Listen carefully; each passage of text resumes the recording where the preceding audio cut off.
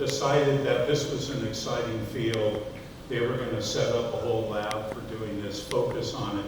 This is probably the first lab that was set up explicitly to do this. And they did many, many beautiful experiments. I got to, be there in the beginning. But then other people got involved in doing this. They looking at the physics.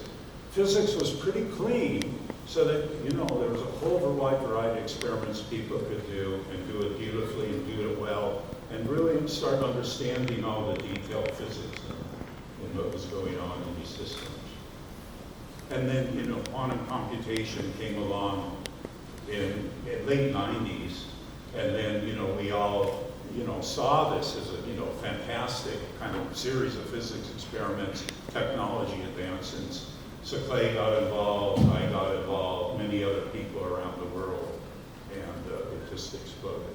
And what I would say is when I look at the field now, it's really exciting that there are, more than 1,000 physicists who are trying to work on quantum computation, build a quantum computer, and I'm really happy that this work led to lots of high-paying physics jobs of doing beautiful quantum mechanics physics, right? And really trying to understand this very well, very deeply. I mean, in some sense, that's the biggest reward I see is, creating all this opportunity for physicists.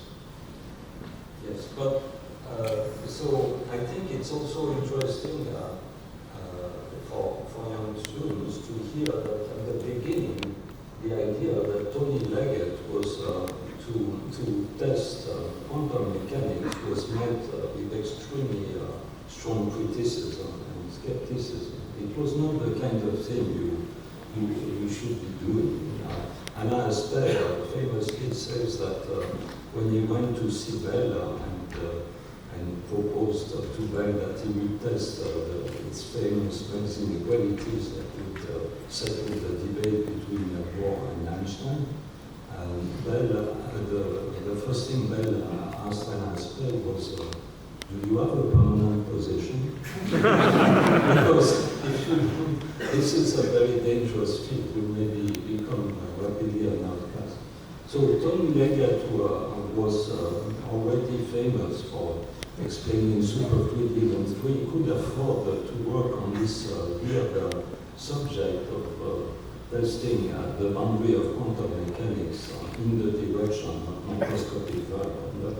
It was met with and I suppose we were young enough to not worry about any of this stuff. We just wanted to do a good experiment.